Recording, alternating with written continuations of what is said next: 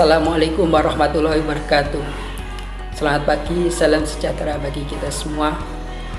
Yang saya hormati dosen pengampu mata kuliah analisis regresi Ibu Rahmadania Akbarita SSI MPD. Yang saya hormati teman-teman dari Prodi Matematika Unub Blitar.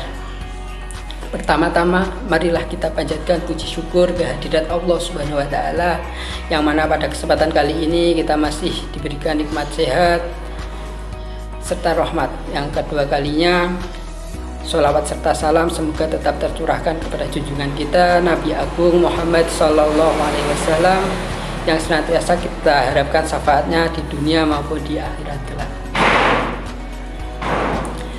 Hakikat pembangunan nasional adalah pembangunan manusia Indonesia seutuhnya dan pembangunan masyarakat seluruhnya.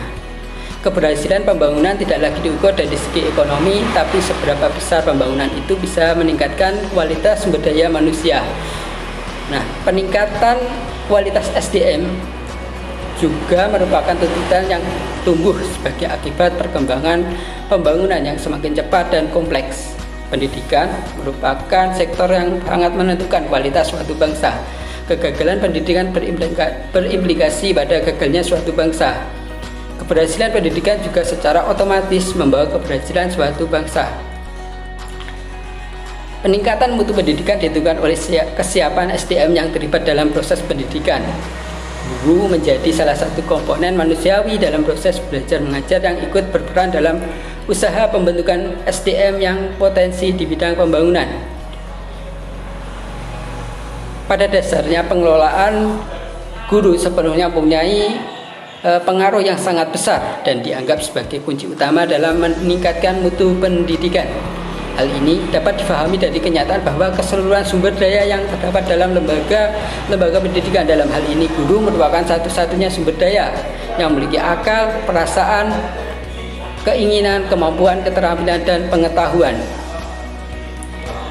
Kabupaten Blitar bukan merupakan kota pendidikan layaknya kota Malang maupun kota Surabaya yang ada di Jawa Timur. Nah, anggapan tersebut sudah dikenal di kalangan masyarakat.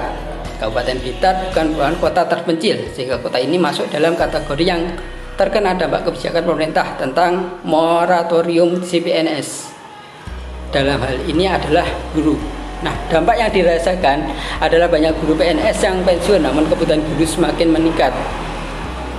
Untuk mengatasi hal tersebut, sekolah melakukan rekrutmen guru sendiri atau yang biasa kita ketahui yaitu guru tidak tetap atau GTT. Berdasarkan latar belakang di atas, dengan bangga peneliti mempersembahkan tugas akhir analisis regresi dengan judul Pengaruh Jumlah Sekolah dan Jumlah Murid Terhadap Kebutuhan Tenaga Guru di Kabupaten Blitar. Bersama saya Tutut Triyono, Matematika 2017.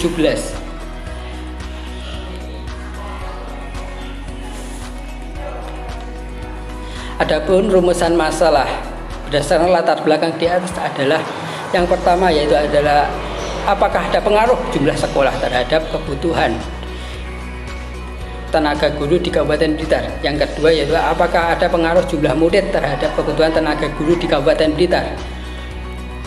Berikut ada tujuan penelitian. Yang pertama yaitu ada untuk menganalisis pengaruh jumlah sekolah terhadap kebutuhan tenaga guru di Kabupaten Blitar.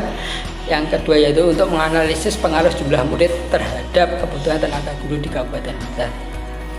Untuk manfaat penelitian ada 3 manfaat. Yang pertama bagi penulis itu sebagai sumber ilmu pengetahuan yang dijadikan bahan acuan dalam perluasan wawasan dalam bidang sosial, terkhusus dalam bidang ilmu matematika. Masyarakat, untuk bagi masyarakat untuk memberikan informasi mengenai kebutuhan tenaga guru di Kabupaten Blitar. Dan bagi pemerintah sebagai bahan pertimbangan untuk mengambil keputusan dalam upaya peningkatan fasilitas dan kualitas serta menanggulangi kebutuhan tenaga guru di Kabupaten Blitar. Untuk batasan masalah, penelitian ini hanya dibatasi pengaruh jumlah sekolah dan jumlah murid terhadap kebutuhan tenaga guru di Kabupaten Blitar pada tahun ajaran 2019-2020. Data didapat dari data publikasi BPS Kabupaten Blitar.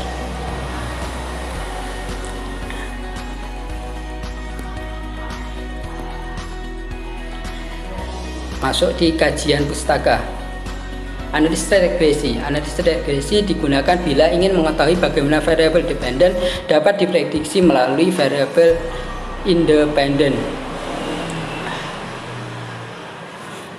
Dampak dari penggunaan analisis regresi ini dapat digunakan untuk memutuskan apakah naik dan menurunnya variabel dependen dapat dilakukan melalui menaikkan dan menurunkan keadaan variabel independen. Nah, untuk analisis regresi linear berganda merupakan model persamaan yang menjelaskan suatu variabel terikat Z dengan dua atau lebih variabel bebas X. Tujuannya yaitu untuk mengetahui arah hubungan dari variabel terikat dengan variabel bebas. Berikut adalah bentuk persamaan dari analisis regresi linear berganda. Uji hipotesis. Uji hipotesis atau uji T. Uji T yaitu suatu uji untuk mengetahui signifikasi dari pengaruh variabel independen terhadap variabel dependen secara individual dan menganggap dependen yang lain konstan. Signifikansi pengaruh tersebut dapat diestimasi dengan membandingkan antara nilai T tabel dengan nilai T hitung. Berikutnya adalah uji koefisien determinasi atau R kuadrat. Ini dimaksudkan untuk mengetahui tingkat ketepatan yang paling baik dalam analisis regresi. Ini adalah hipotesis.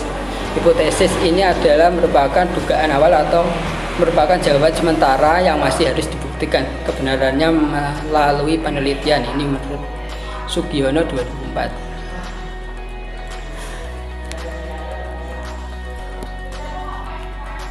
Metode penelitian. Yang pertama, variabel penelitian. Variabelnya yaitu adalah jumlah sekolah sebagai X1, jumlah murid adalah X2, dan guru sebagai Z. Tempat dan waktunya.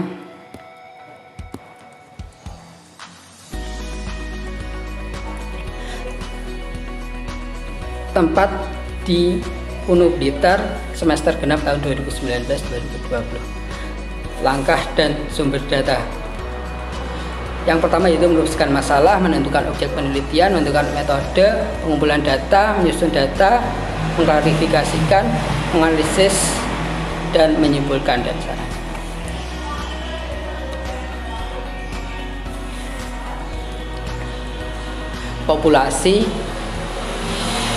Populasinya yaitu adalah sekolah guru murid di seluruh Kabupaten Blitar, sedangkan sampelnya diambil 15 kecamatan yang ada di Kabupaten Blitar, yang totalnya yaitu adalah 22 kecamatan. Instrumen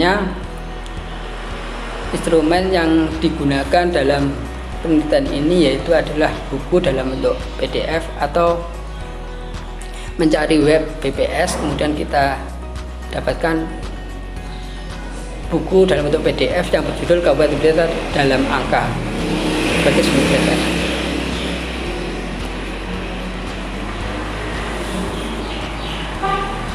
Metode analisis data. Pada penelitian ini peneliti tidak menggunakan kuesioner sehingga peneliti hanya menganalisis data yang diperoleh dari data BPS. Tujuan dari metode analisis data yaitu untuk menyusun data-data apa yang akan dilaporkan dan dibuat kesimpulan yang tepat. Pembahasan. Berikut ada data yang kami dapat dari BPS Kabupaten Blitar. Dengan X1 adalah penduduk, X2 adalah jumlah murid, dan Z adalah guru.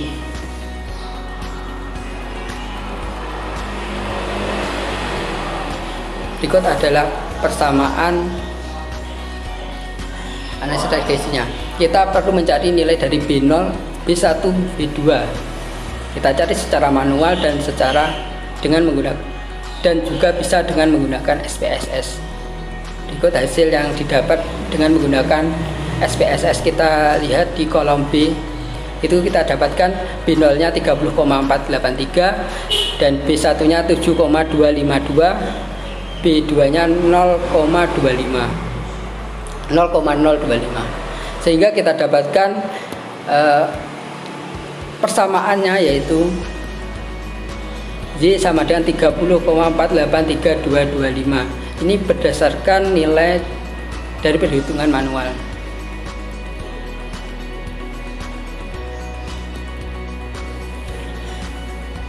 Lanjut ke pengujian hipotesis H1 dan H2 terhadap uji T. H1 ini adalah X1 terhadap Y dan H2 itu adalah X2 terhadap Y. Dengan langkah-langkah sebagai berikut. Langkah pertama yaitu adalah hipotesis. Kita hipotesiskan beta 1 sama dengan 0 tidak mempengaruhi beta 2. Beta 1 tidak sama dengan 0 mempengaruhi. Dengan taraf nyata A, alfa sama dengan 5% dengan nilai tabel berikut.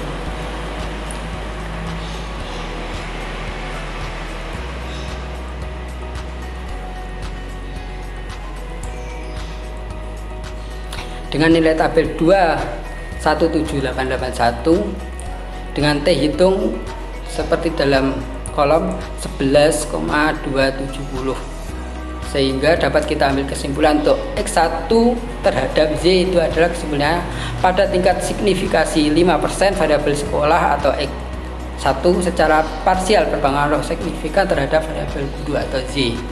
Kemudian kita coba hitung X2 terhadap Y atau variabel jumlah murid terhadap variabel guru. Kita hipotesiskan hipotesis B2 sama dengan 0 tidak ada pengaruh, B2 hipotesis beta 2 tidak sama dengan 0 ada pengaruh. Dengan taraf nyata adalah 5%, T tabelnya didapat 2,17881 dengan T hitung sebagai berikut 5,984, sehingga kita dapat ambil kesimpulan pada tingkat signifikasi 5% variabel jumlah murid secara parsial berpengaruh signifikan terhadap variabel guru. Lanjut di uji F terhadap H3. H3 ini adalah pengujian simultan. H3 ini adalah X1 dan X2 terhadap Z dengan hipotesis beta sama dengan beta 2 sama dengan 0, yakni adalah jumlah sekolah dan jumlah murid secara bersama-sama tidak mempengaruhi jumlah guru. Kemudian hipotesis keduanya yaitu adalah beta 1 tidak sama dengan beta 2 tidak sama 0, jumlah sekolah dan jumlah murid secara bersama-sama mempengaruhi jumlah guru. Dengan taraf nyata adalah tetap 5%, didapatkan F tabelnya yaitu 3,81 dengan F hitung ikut dengan F hitung 897,826, sehingga kesimpulannya pada tingkat signifikasi 5% variabel jumlah sekolah dan jumlah murid secara parsial berpengaruh simultan terhadap variabel guru. Koefisien determinasi berganda dengan rumus sebagai berikut: R kuadrat sama dengan mendapatkan 0,993. Kita sesuaikan dengan yang di SPSS ternyata sama, R square-nya 0,993, sehingga pengaruh variabel sekolah dan murid secara simultan terhadap variabel Z atau variabel guru adalah sebesar 99,3%.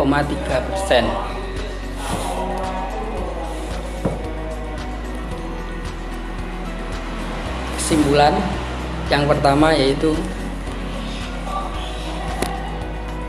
dalam penelitian ini dapat disimpulkan bahwa pada variabel sekolah berpengaruh parsial uji T terhadap variabel guru. Begitu juga dengan variabel murid juga berpengaruh parsial terhadap variabel guru.